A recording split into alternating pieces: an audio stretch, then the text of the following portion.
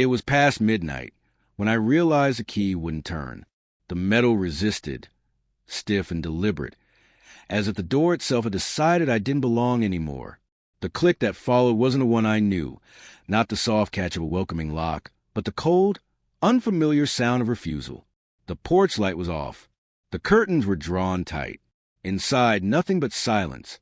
I stood there for a long moment, the night pressing in, the cold slicing through my coat until it reached bone.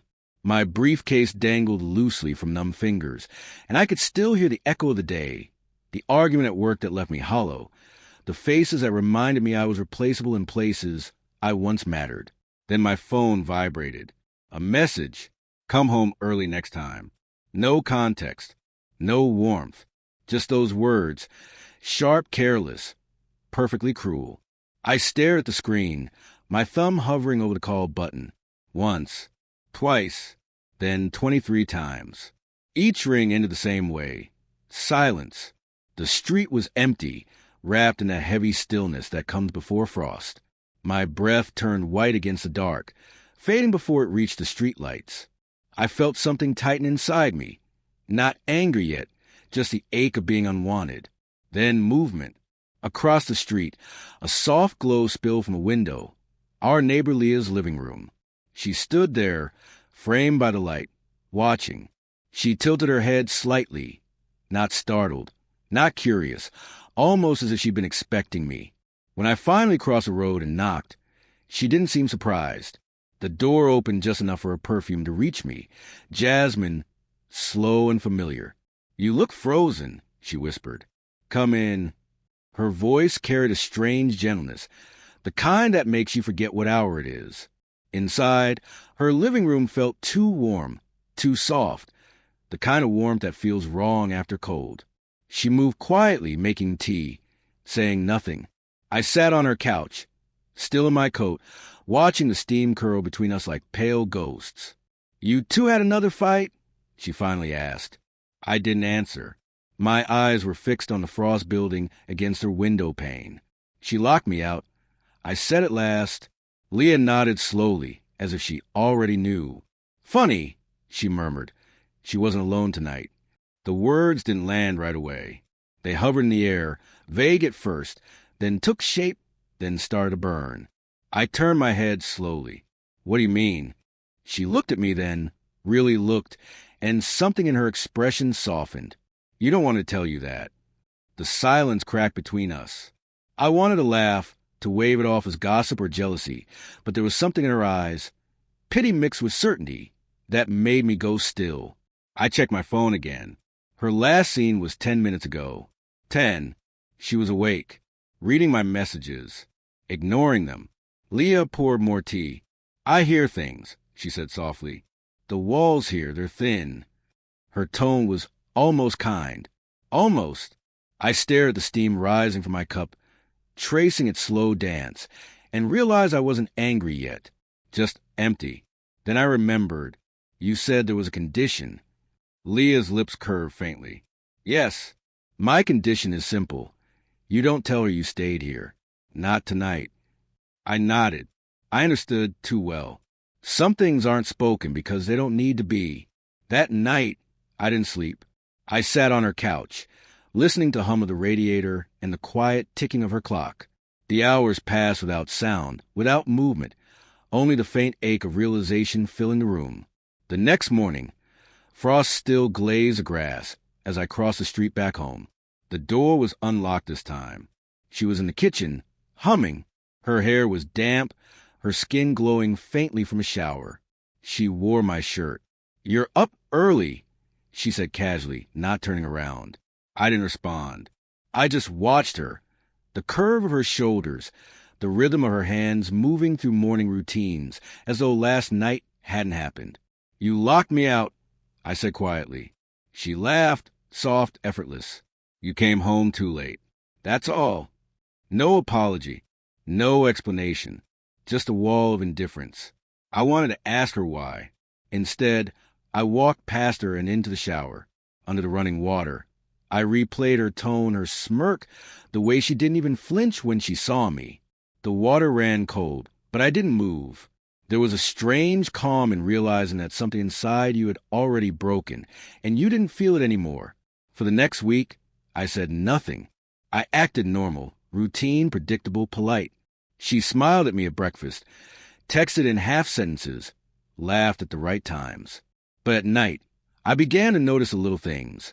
Her phone always face down, her sudden urge to walk the dog after dark, the faint scent of cologne that wasn't mine. So I started watching. Quietly, receipts hidden in her purse, a name I didn't recognize, a folder on her phone she thought she'd hidden well, one photo she forgot to delete, cropped, blurred, but enough. Leah was right. She hadn't been alone that night. When I saw the reflection of a man's hand on her shoulder in her sunglasses, something inside me went silent. Not rage, not pain, clarity. I printed that photo, folded it, placed it in my wallet, and waited until she thought I'd let it go.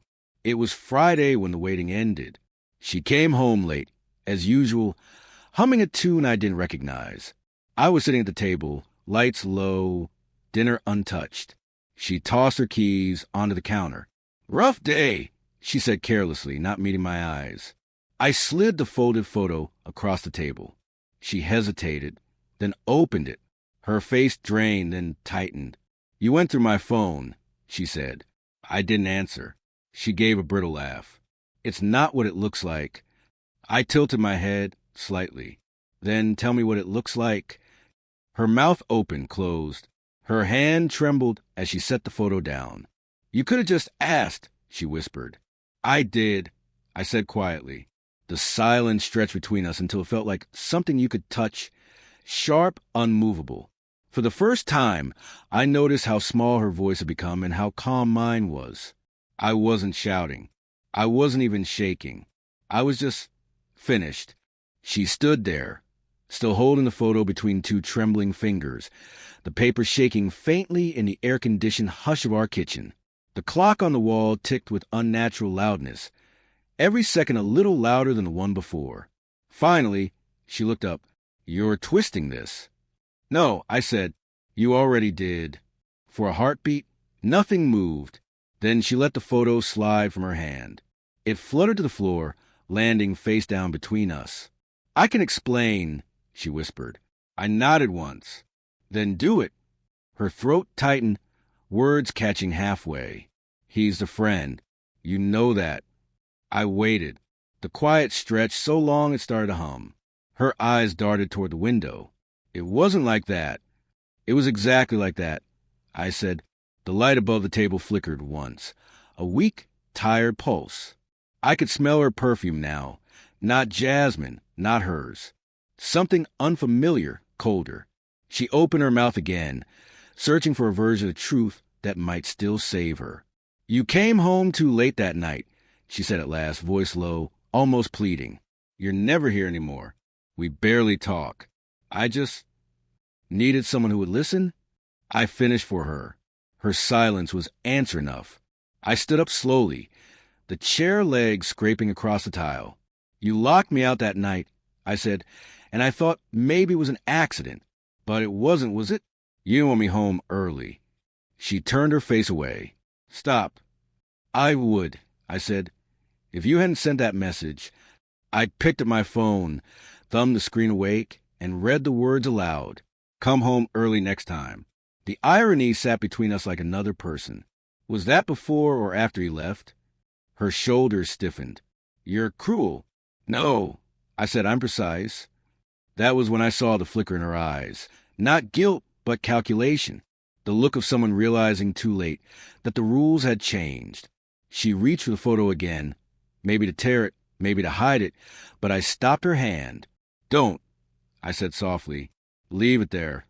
We stood like that for a moment, her breathing fast, mine too even, until the space between us stopped feeling like a marriage and started feeling like a crime scene. Finally, I stepped back, went to the door, and opened it. Cold air poured in, filling the kitchen with the scent of rain and asphalt. "I'm giving you what you gave me," I said. "A door that won't open again." She froze. "You can't just—" "I already did." The wind caught the edge of the fallen photo and flipped it over, the image exposed once more. Her sunglasses, his reflection, his hand. Proof as small and undeniable as breath in winter. I walked out without closing the door behind me. I didn't go far. Across the street, Leah's light was on again, the same soft amber spilling through her curtains. Before I could raise my hand and knock, she opened the door. "I heard," she said quietly. I nodded. "You always do." She stepped aside, letting me in without a word. "Same condition as before?" she asked. I shook my head. No conditions tonight. Her living room was exactly as I remembered. The faint hum of the heater, the scent of tea, the faint tick of that old clock that never seemed to keep time. "You okay?" she asked. "I don't think that's the right question," I said, "but I'm clear." She poured tea anyway, the sound of it small and steady, like rain on glass. For a while we didn't speak. I sat near the window, watching my house across the street. The kitchen light was still on, the door still open. Through the curtains, I could see her silhouette move from room to room, searching, maybe waiting. "She'll close it soon," Leah murmured. "I know," I said, "but it won't open the same way again." The night stretched long and quiet. Leah didn't pry.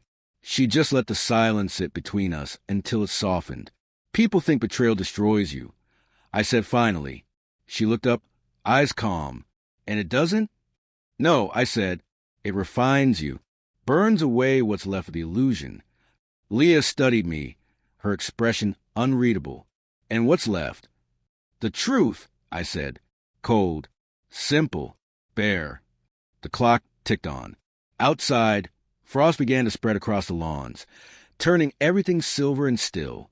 She set her cup down gently. "You'll have to decide what to do with that truth." "I already did," I said. I walked away. When morning came, I hadn't slept. The street was pale with early light. Across the road, my house looked unfamiliar, smaller somehow, emptier. The curtains were half drawn, the front door shut tight. For a strange moment, I almost knocked again. Habit, maybe, muscle memory of years spent returning to the same place, expecting warmth. But then I remembered the sound of the lock that night, that deliberate resistance, and I let my hand fall. Leah came to stand beside me, holding 2 mugs of coffee. "So," she said softly, "what now?" I watched the sunlight creep over the roof of my house. Now I learned to live with the silence I earned. She handed me a mug. "You didn't earn it. You uncovered it." I smiled faintly. "Same thing." We stood there, the two of us not touching, just breathing the same cold air. From somewhere inside the house, a shadow moved, hers, pulling curtains, turning off lights. Then it was gone. That evening, I sat again by Leah's window, watching the world settle into night. The house across the street was dark. No porch light, no sound. For the first time, the silence didn't feel empty. It felt deliberate. Leah leaned against the wall, her gaze following mine. "You're smiling," she said quietly. "Am I?" "A little. I guess it's because for once," I said, "I'm not the one locked out." She tilted her head. "She is." I nodded. Forever. The words weren't bitter. They were just true. I thought of the key in my pocket. The one that used to fit, the one that used to welcome me home, and realized I'd never use it again. Some doors don't close by accident. They close because someone finally learned how to lock them right.